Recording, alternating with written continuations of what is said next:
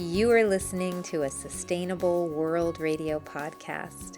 Sustainable World Radio brings you in-depth interviews, news, and commentary about positive solutions to environmental challenges. Solutions that adhere to the permaculture ethics of earth care, people care, fair share. Are you interested in learning more about permaculture projects around the globe? How to plant a food forest? Restorative design or ethnobotany? Then stay tuned for Sustainable World Radio. I'm your host and producer, Jill Cloutier.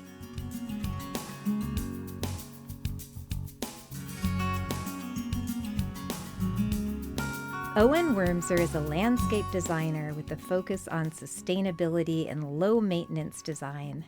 Owen's work is rooted in perspective and expertise drawn from landscape architecture, horticulture, permaculture, organic agriculture, and ecology. Owen is the owner and founder of Abound Design and the co-founder of Local Harmony, a nonprofit focused on encouraging and creating community-driven regeneration. Owen is the author of Lawns into Meadows. It's a great book. I just finished it. And today I'll be chatting with Owen about meadows, nature, and the abundance of the natural world. Welcome to the show, Owen. Thank you for having me. I'm so glad you're here. And I just wanted to start off by sharing that we're going to be talking about meadows today. And when I think of meadows, I think of coming upon them while hiking or visiting the mountain nature. You describe meadows as solar-powered, regenerative systems that store carbon while creating habitat. And that just sounds amazing to me. So why, Owen, do you feel it's important for us to bring nature in the form of meadows into our yards, towns, and cities? Well, we've created a situation where we have lawns everywhere, and they account for an area the size of Washington State in the United States. So if you took all the lawns and put them in one place, it would cover an area the size of Washington State. And lawns are essentially biological deserts, and they essentially repel life. There's huge environmental consequences to having lawns, particularly conventional lawns that use a lot of herbicides and chemicals and mowers and things like that. And meadows really offer something that is on the opposite end of that spectrum, where they are able to sink significant amounts of carbon. They create habitat, they create a certain type of beauty that's very different, where there's texture and color, and they offer a tremendous amount. So this is sort of like a boiled down version of the pros and cons between lawns and meadows. But that's what is alluring about meadows, is the fact that they do offer all of these ecological assets and beauty as well. Wow, yes, you do. And one thing I loved about your book was you write about the generosity of meadows. I love that idea that these natural systems, the longer they grow, the more they support life and create abundance. And I think you say in the book, this is in such stark contrast with the typical synthetic fertilized, pesticided, and herbicided gas guzzling grass lawn. And with lawns, the way that we do them, at least here in the States, the longer they grow, the more they deplete life. So could you give us, you mentioned it briefly, but can you give us a super short synopsis about the evils of lawns? I know you did mention some of the things that are concerning about lawns, but maybe go into a Sure. little bit more depth. But we're not going to focus on that so much. We'll go into meadows very soon. Yeah, absolutely. And as someone like most of us who have mowed lawns, I first started kind of being aware of this as a kid, where just running a lawnmower is like often involves chopping up a lot of small animals.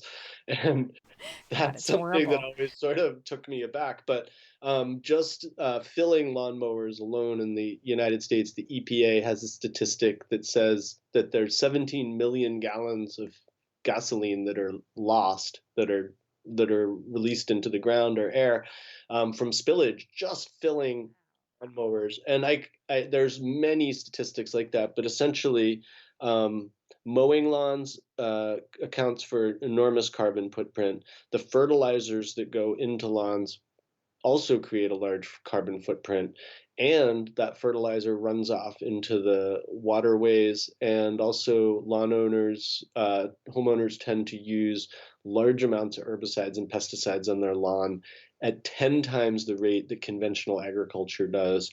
So those are a couple quick statistics Mm. and perspectives that kind of point to how detrimental lawns can be. And if you are ever in a lawn, and you're looking around, there's not a lot of life in it, and that's why. Yes, there's no soil life if you dig down.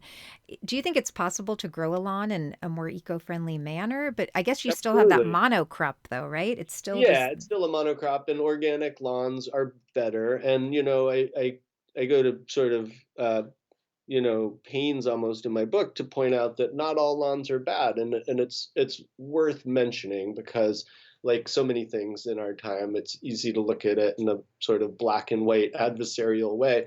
But really, lawns do have value for playing and for walking, and organic lawns have a much smaller impact environmentally than chemically supported lawns. So there's some value to that, but the real question is, why do we have an area the size of Washington State that's lawn that in most cases people never even walk on or use in any way, shape, or form? And there's a massive amount of lawn that we definitely don't need in this country. people just mow it.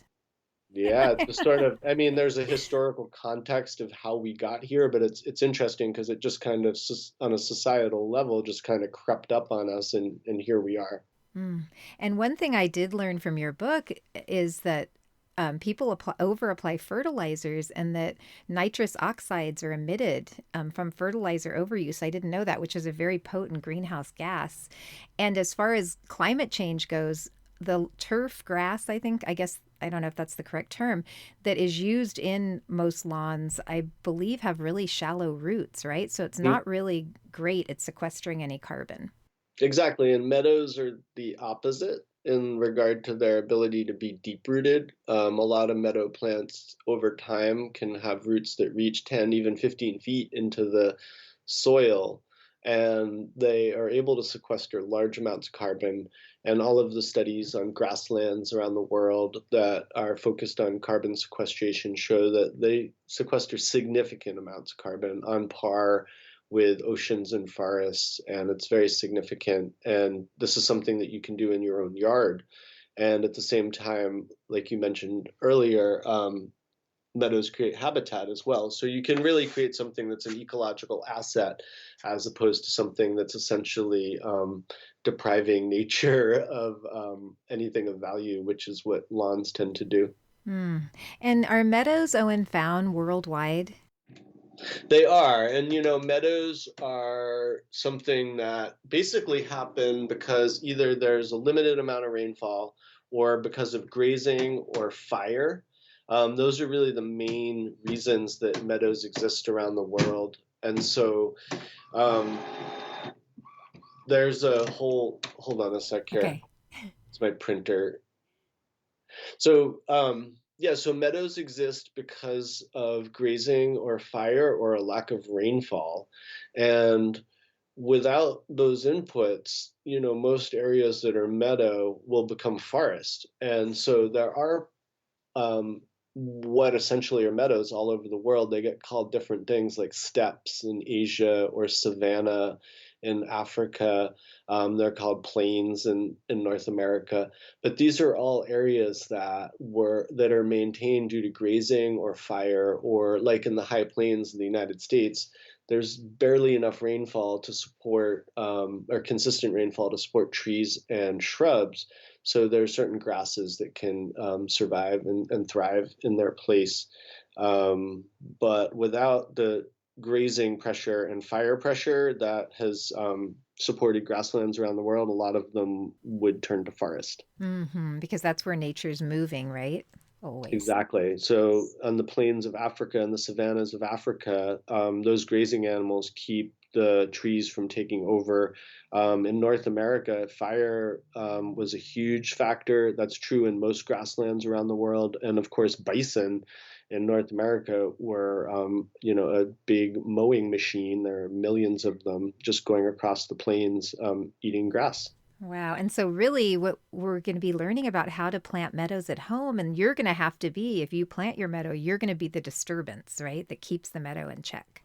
Yes, and once a meadow is established, they're very easy to maintain because that disturbance that you're referring to boils down to one annual mowing a year, Oh and my that keeps gosh. that keeps woody plants from being able to grow up and get above the height of the meadow plants that you have growing. So if you mow once a year with an established meadow, um, that's really in general all that it takes to maintain it. So it takes a little bit of effort to get a meadow to a perennial meadow to establish, but once you're there, the maintenance is very simple, pretty straightforward. I think that's enough for many people to just say, okay, I'm planting a meadow, to mow once a year as opposed to so often in places where it rains a lot.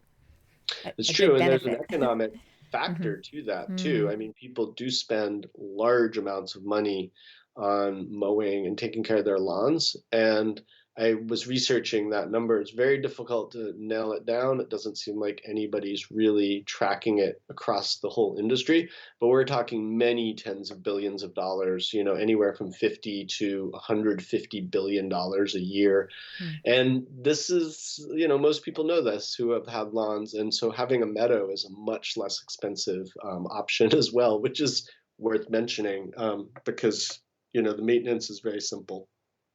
And so you did allude to some of these earlier, but tell us a bit about some of the benefits or ecosystem services that meadows provide for us if Yeah. we replace our lawn with a meadow. Yeah. So meadows are able to provide habitat for a lot of small creatures. So best known on that list are different types of pollinators, and people are generally aware of that connection between meadows and pollinators, especially monarchs, are sort of the most famous butterfly.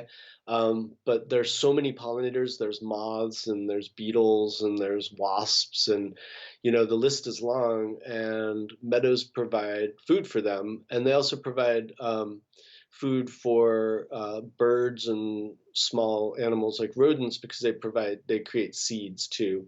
So they really create something that's a foundational piece of the food web and really actually provide resources for the local ecosystem that are really valuable. Mm, yeah, the insects really need our help right now. They do. I mean, for those who are listening who aren't aware, there's been a huge issue over the last couple decades of increased use of pesticides, increased agricultural applications for tilled land. So there's less grasslands and more farmland in use now than ever. And essentially, pollinators are challenged, and there's fewer insects showing up in studies than there ever have been. Just on the West Coast this year, they only counted, like, if I don't remember the numbers, but they counted an astronomically small number of monarchs. I want to say it was under a couple thousand. And these are insects that used to show up in the millions, so this is happening across the ecosystem. I would say that chemical use has got to be an enormous part of this. And if we can actually create habitat in our own yards and also sink carbon and create something that's beautiful, then we're actually creating something that's a real asset that way. It sounds wonderful. And so, Owen, and you've built and installed many meadows, and is it fairly easy, or is it doable, maybe I should ask, to transition from a monocrop of lawn to a multi-crop or biodiverse meadow?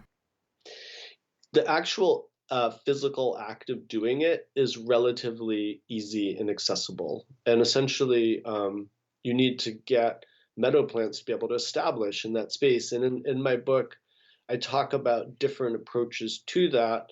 One that I go into a lot of detail with is tilling initially to turn the organic matter that is the grass that's there into the ground, into the earth, so that it can begin to build up the soil that way. But also, this disturbs the seed bank and it allows weed seeds to grow. And successive tillings can really create a blank slate, and then seed, or if it's a smaller area, live plants in the form of plugs, which are small perennials, can be planted.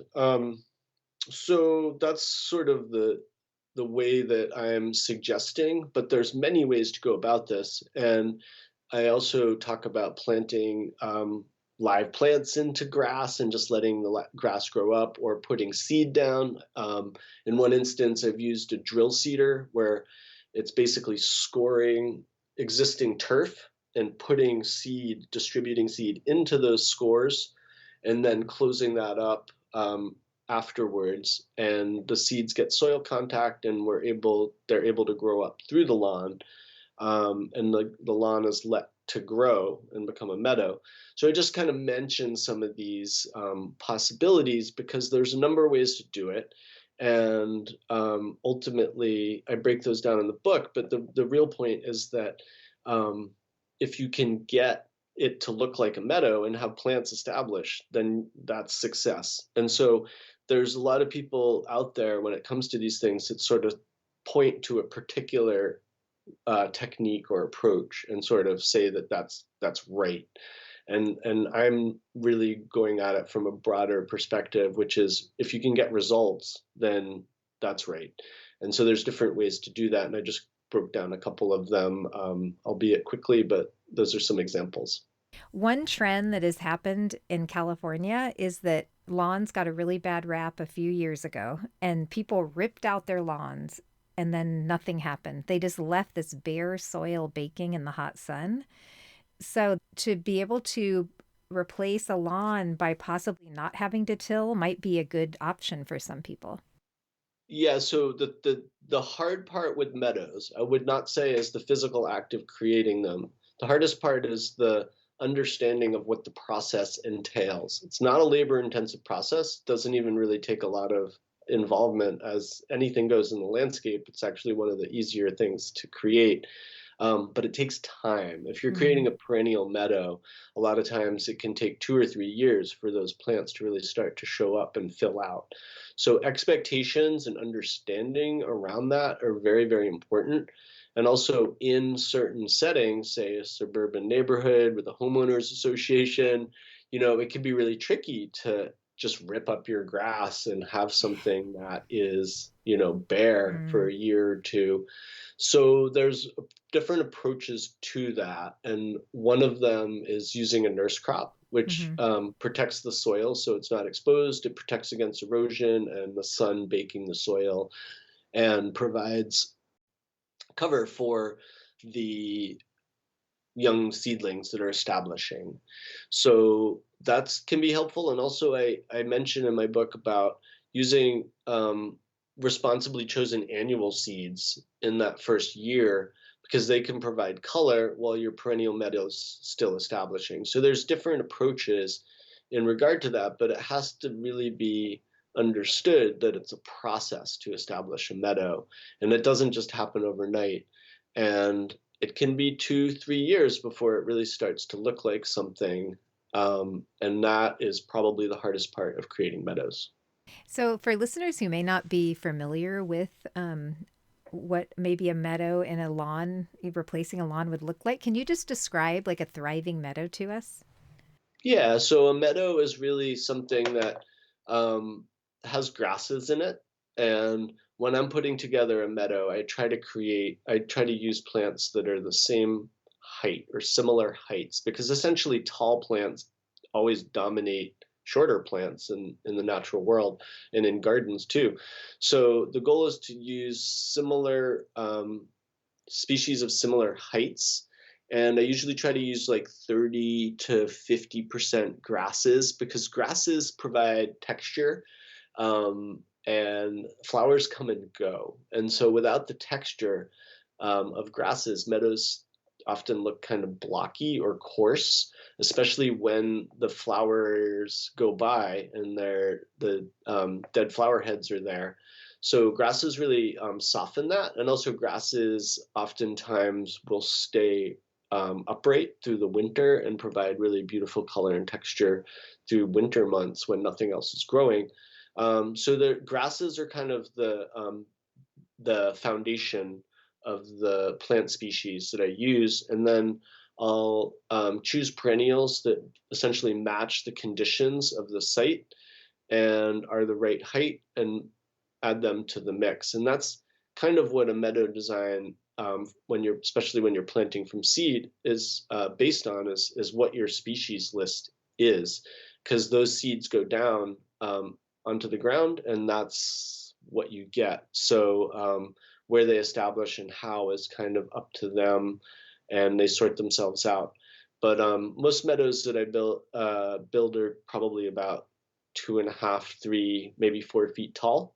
I try not to use plants that are taller than that because you just can't see them, and they also are a little bit more prone to flopping the taller they are.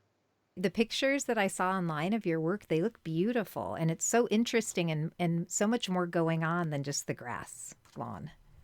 Yes, I mean that's the thing is like meadows are really really dynamic visually. I mean when you don't even look at them from an ecological perspective, just from an aesthetic perspective, a good healthy meadow is a really beautiful thing, and it catches the light, it catches the movement of the air. You know, grasses are kind of waving in the wind. It attracts a lot of life, so there's a lot of butterflies and a lot of bird life that shows up in meadows, and all of these things are very sort of winning qualities that meadows have. And when people see a successful meadow, um, they're usually won over by it. So it's really the trick is to sort of get from point A, which is having a lawn, to point B, which is having that established meadow. And like I said earlier, it's that process that in many ways is the hardest part just because it takes time. But a beautifully established meadow doesn't really require any work, and it's just there, and it performs all these tasks, so to speak, or provides all of these qualities very easily.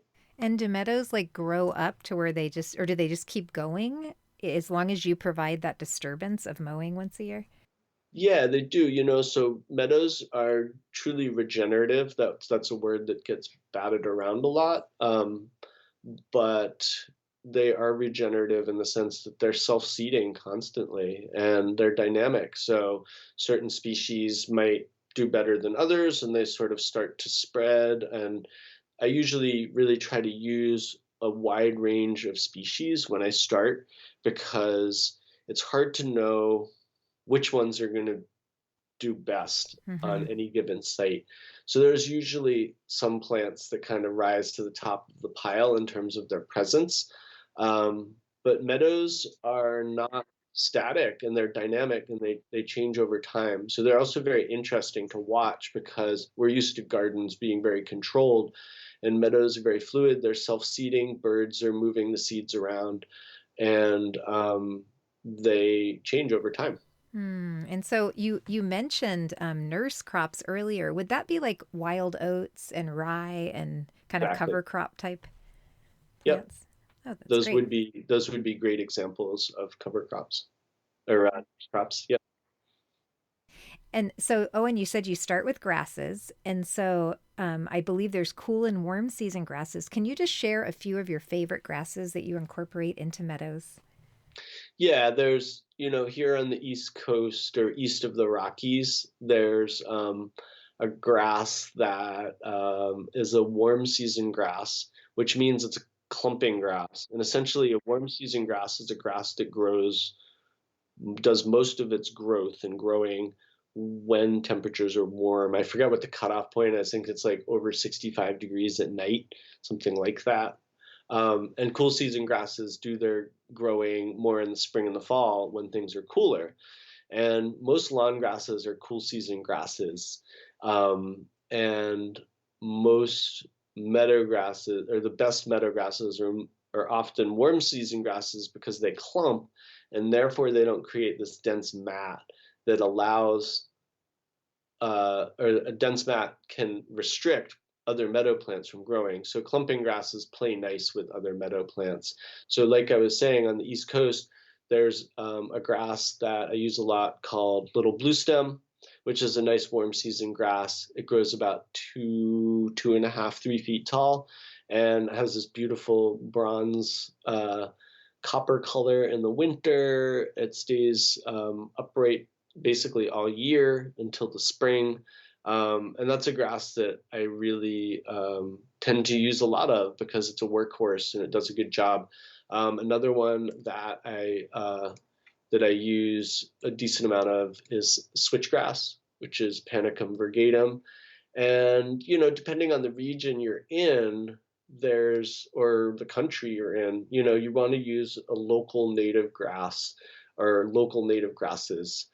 And I mentioned some of those for the United States, like I want to say it's needlegrass, which is a grass that does well in California. That's a native grass, but the trick really is to learn what native warm season grasses you have are, and kind of focus on those. And maybe you want to mix in one or two cool season grasses too, so that you have a little bit more greenery in the spring too.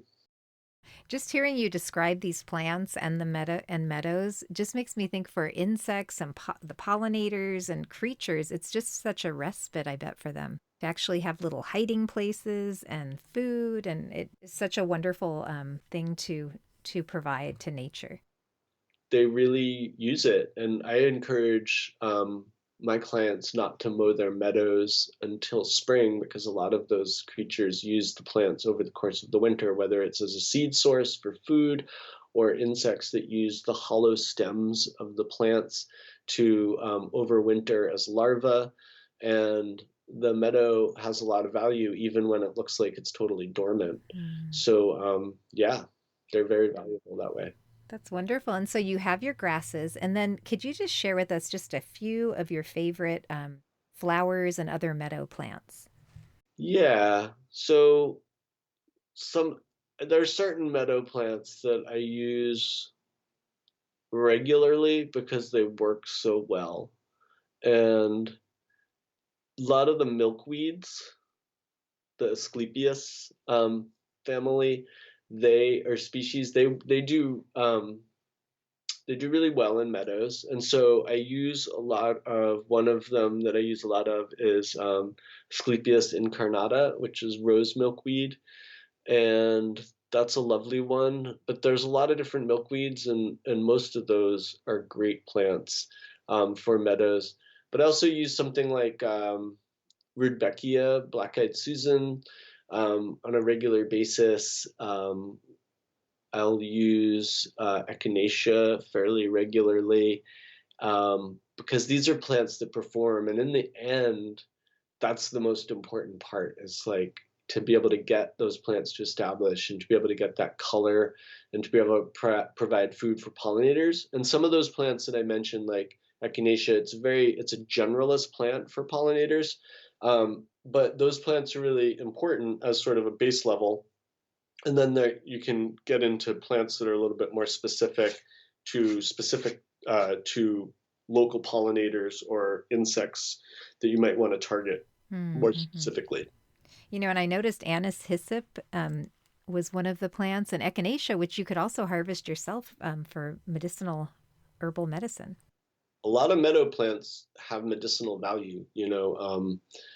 Baptisia tinctoria, you mentioned echinacea. There's a long list of plants that are meadow plants that are really commonly used in either Western, Chinese, or Native American herbalism.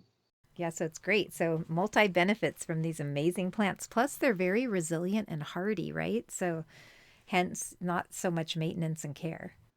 Yeah, and they can take climate extremes, which is helpful in our times. A lot of meadow plants can take drought and even some flooding, at least part of the year, and they're very resilient plants. So that's one of the really nice things about meadows. And also, another sort of value that goes kind of along with that is they don't even need good soil. A lot of meadow plants are pretty happy growing in poor quality soil. And there are meadow species that grow in clay or wet soil or sand or all these different types of soil that are very difficult. And you don't have to supplement the soil like you would with a lawn where you have to fertilize it or amend it in some way. You can just match the right species to those characteristics. And there's plants that really like that. So I had mentioned little bluestem, for instance. That's a plant that is really happy in extremely well-drained soil, so it doesn't mind sandy soil that basically is droughty for much of the summer. So really do some plant research before you choose your plants. And I guess, like you said, then you try out different ones and see who thrives. Yeah, and I think you're kind of what you just said is the crux of the matter, in that the successful meadow is uh, a meadow becomes successful when the species that are chosen really are compatible with the site, because then they establish and they hold their own and they flourish, and that's a successful meadow. So the trick is to match those characteristics of the species with the site. So you have to be able to read the site. I talk about this in the book, but you have to understand the basic hydrology of it, and this, what type of soil is it? Is it clay? Is it sand? Hmm. Um, there are these certain sort of assessments that you have to make to be able to understand what species would thrive there, and then you have to figure out what species can match the site. Um, there's some really useful resources out there. Like, I often point people to Prairie Moon Nursery. They have a wonderful website that has a great filter system that you can use. So you can plug in your criteria. Say, I have really dry soil, it's sandy, and I want plants that are 3 to 4 feet tall, and you can pick bloom times. All these different filter criteria come up, and that can be really helpful in picking species. But the trick is to match the species to the site. And so if you don't have that knowledge or that experience, one thing that I often suggest with people is try out a small plot, try out an area maybe that's not as prominent as your front yard, maybe start in your backyard and put some of these species in the ground and see how they do, because some of them will probably do better than others. And you really want to lean on the species that are happy to be in your yard, because you want plants that thrive. And that way your neighbors won't get mad at you when you are starting your meadow. And they look over and say, like, what the heck are you doing? Your lawn is gone. So Exactly. And when you do this, you have to remember that a lot of people are wedded to lawns. They like lawns. They're suspicious of people not doing that, and going in another direction. And also, a lot of times people are concerned about things like weed seeds blowing into their perfectly manicured lawn. And these are all factors that are very real on a sort of social level. And if you can create something that's beautiful, then you have the potential and ability to win people over. So it is important to be kind of careful and deliberate about how you do this, because if it doesn't work well, then it really sours people on meadows as well. And they're sort of, oh, my neighbor did that and it didn't work and blah, blah, blah. So it takes some degree of plant knowledge to make sure you have the right species. And if you practice first in your own yard, that's a really great way to get some experience. because you do not want your yard to look like a discarded lot that has weeds growing growing in it, right? Exactly. Yeah. And so I just wanted to circle back really quickly. So I think what you mentioned earlier is that there's many ways to start your meadow. Tilling is one, throwing out seeds. There's different machine tools you can use to help the seeds really, sink into the ground. And then a lot of meadow designers actually really encourage the use of herbicides. And I just wanted to know your thoughts on that in the early prep stages of building your meadow. Yeah, I'd suggest using rototillers to prepare an area, because you don't have to use pesticides. And in some places, like very steep hillsides, it can be hard to till. Um, and if you want to create a blank slate, then people will lean on herbicides. But some people just use them across the board and advocate for that. My own personal perspective on it is that the efficacy of herbicides from an ecological perspective, or their ability to work. How should I say this? I guess I'm going to back up here. I'll say, I guess my take on herbicides from an ecological perspective is that they're they're very dubious. And so even when some herbicides are deemed safe, often we find out many decades later that they were not. It's something in general that I'm very distrustful of. Hmm. And that's just personal.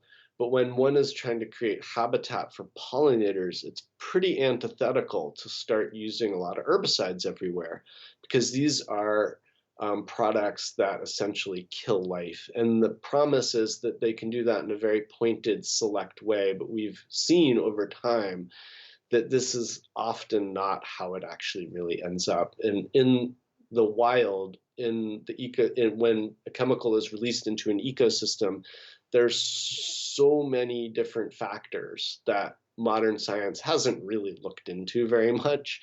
And most of the testing is done in labs or in incredibly controlled settings. So, long story short, I'm very distrustful of herbicides' ability to actually not have a detrimental effect ecologically. And to use them to create a pollinator meadow seems, like I said before, pretty antithetical, and I encourage people to avoid them. Hmm. Hmm. Agreed. Um, One question I had too, Owen, is so once your meadow's established, I assume no, but I just wanted to ask, do you have to mulch it at all? Or what do meadow plants, like say you have your thriving meadow, is there anything you can do to ensure, besides mowing, to ensure that it remains happy? You can do some spot weeding or, select sort of trimming, cutting if there's anything that shows up in it that you don't want. Even if it's a species that you planted, maybe it's a little more gregarious than the other plants, you can keep it from spreading as much by cutting a couple of those plants back in the summer. But other than that, meadows really require very little input. They don't require water. They don't require fertilizer. They never need to be mulched. They don't need compost added.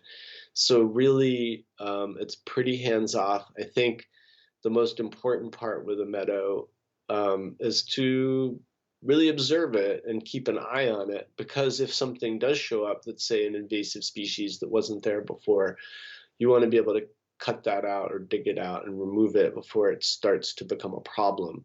So once a meadow is established, there's very little that you need to do to it other than observe it and enjoy it.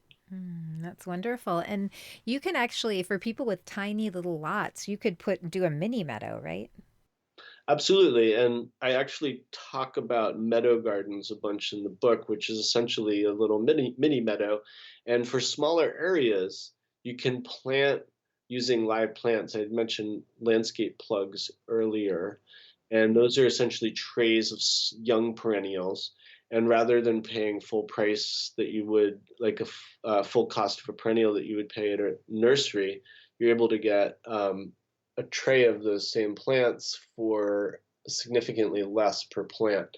And that allows one to cover a larger area, but it's prohibitive if you really try to cover a big area. So usually it's, um, something that might be 1,000 square feet or less. But when you're planting with live plants, you can get really quick results.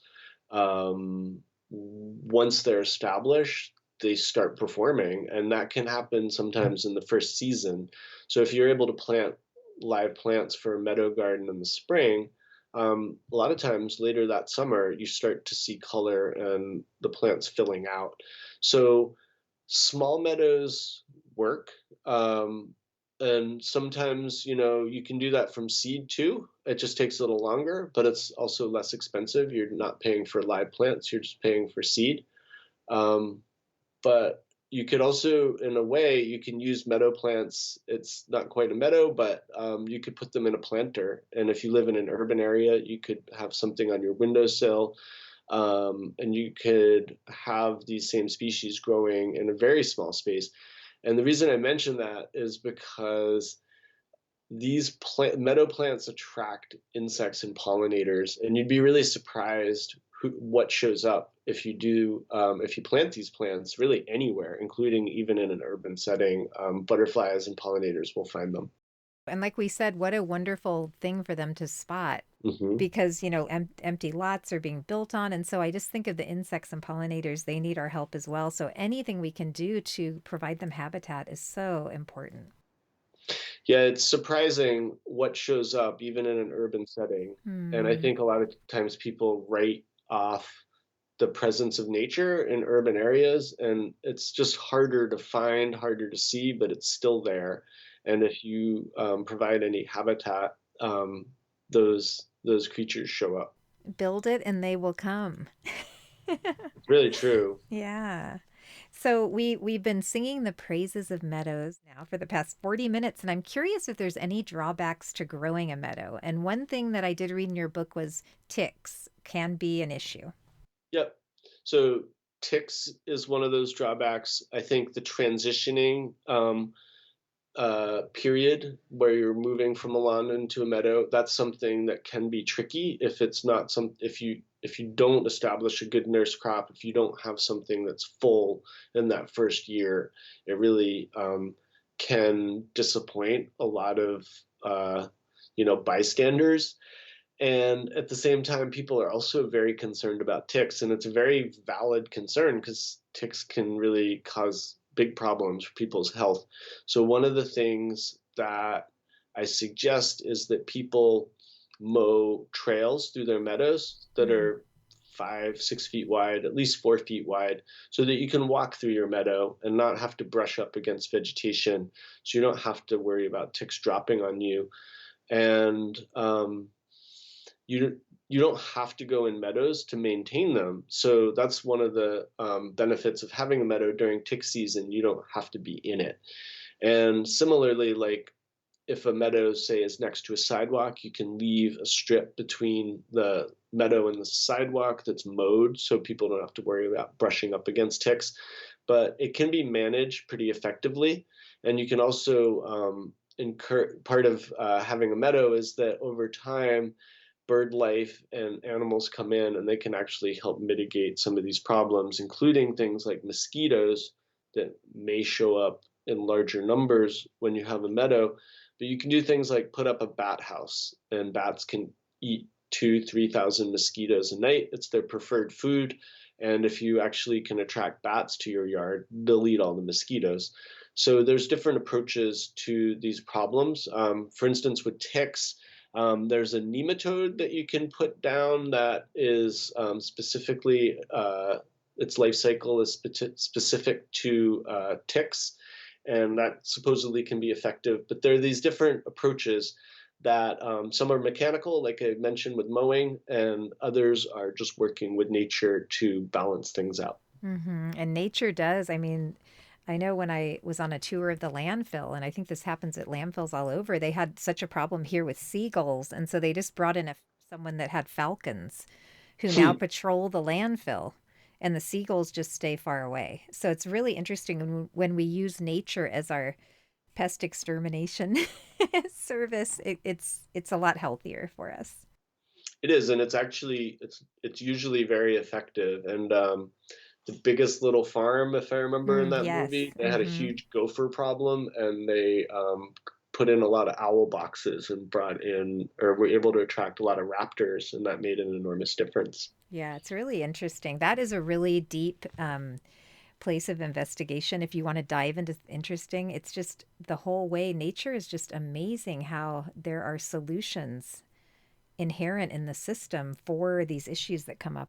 It's a really interesting topic, and it's generally overlooked in our culture. There's very little understanding about how we can work with nature and ecology to help create these balances, and that we're the ones as humans that are generally creating the imbalances. So ultimately, it's really helpful and somewhat perhaps our responsibility to help sort of balance things out again. And I feel like those solutions are more present than ever and available. And I think thanks to the internet, which is an issue, which is a problem in and of itself. But I feel like the solutions are really out in the world much more than they were in the past. So I would love to chat with you more about that. It's really fun.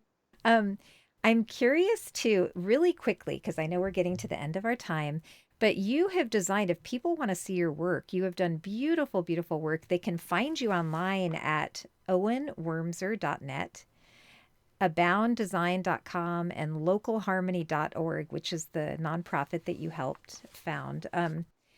And so I think you worked on the Robert Frost place, I think his home, where you revitalized a meadow and an apple orchard. And you also worked on the Eric Carle Museum, I think of picture book art. And that is just incredible. Yeah, Yeah, that must have been really great to work on those projects.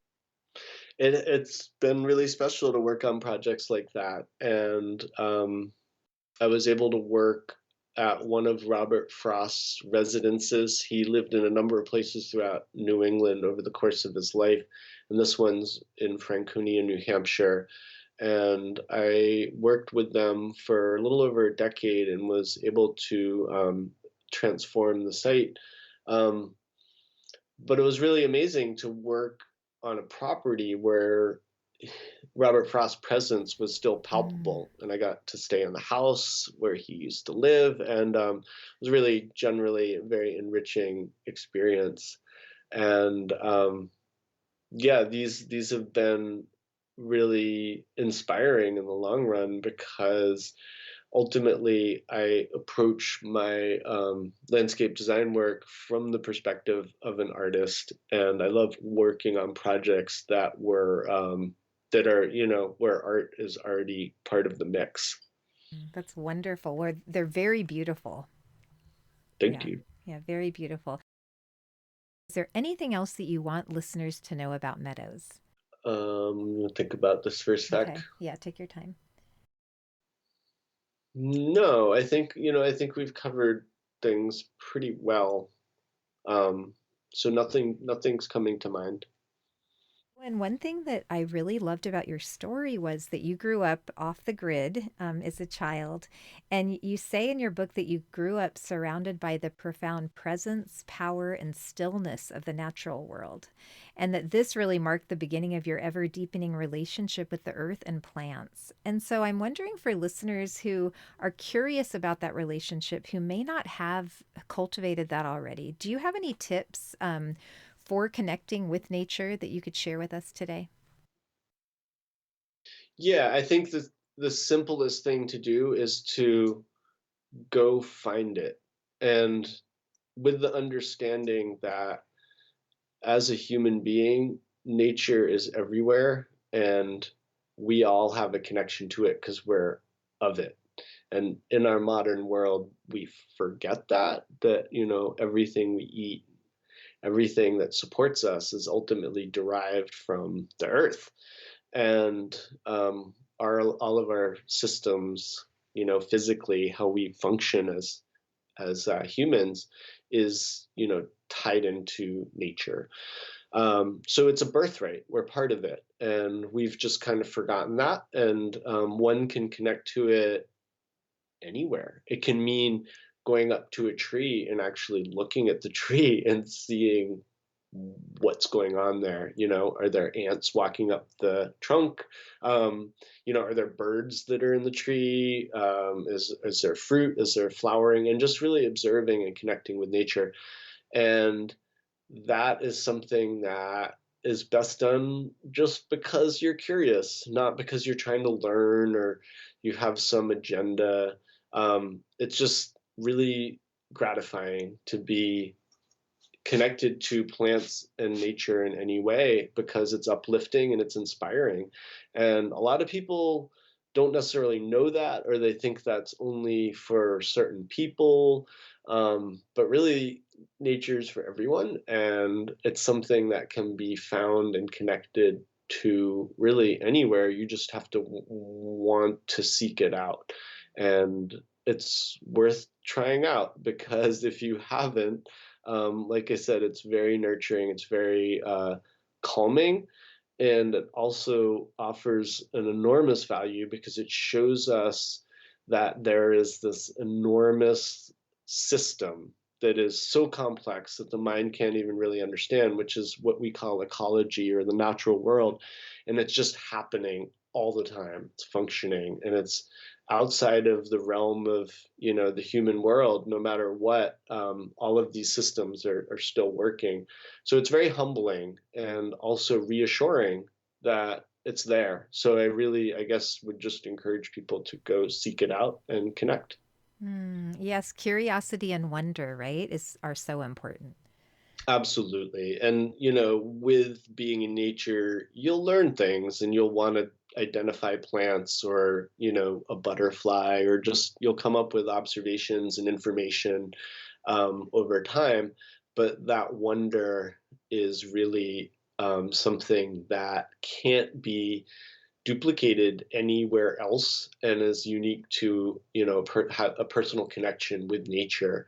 And it's something that is incredibly sustaining. And even people who uh, are cynical about that because maybe they haven't been exposed to it, um, a lot of times I find that in the right setting, with an open mind, that cynicism just kind of evaporates, because nature's fascinating, and it can really blow your mind. And even sort of the most jaded kid will be amazed when they see, say, like a praying mantis eating a little housefly alive or something like that. There's all these different things that happen in nature that will fascinate someone somewhere, no matter what, because it's pretty amazing stuff. It is. And, we're not naive. We're not saying, oh, nature can kill us. Nature can, like, I mean, hurricanes and the weather. And Hmm. I think many of us just engage with nature in ways that are like, oh, it's negative in a way. But I think by just exploration and listening and opening up to plants and to nature, you can experience it in a different way. Absolutely, and it's something that shouldn't really be intimidating. I think a lot of times, especially people from suburban and urban settings, are a little sort of nervous about nature because there's this concern that it's dangerous. And there are obviously things in nature that can be really harmful or dangerous, but in general, on most days and most places, nature's incredibly safe.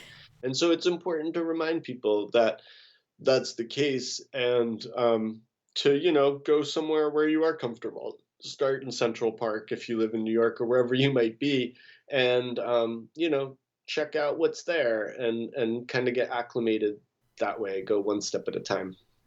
That's wonderful. Well, thank you so much for sharing your knowledge with us today. Yeah, my pleasure. Thank you for having me. That's great. And you can find Owen online at owenwormser.net, abounddesign.com, and localharmony.org. Thank you so much, Owen. Thanks, Jill. You've been listening to a Sustainable World Radio podcast.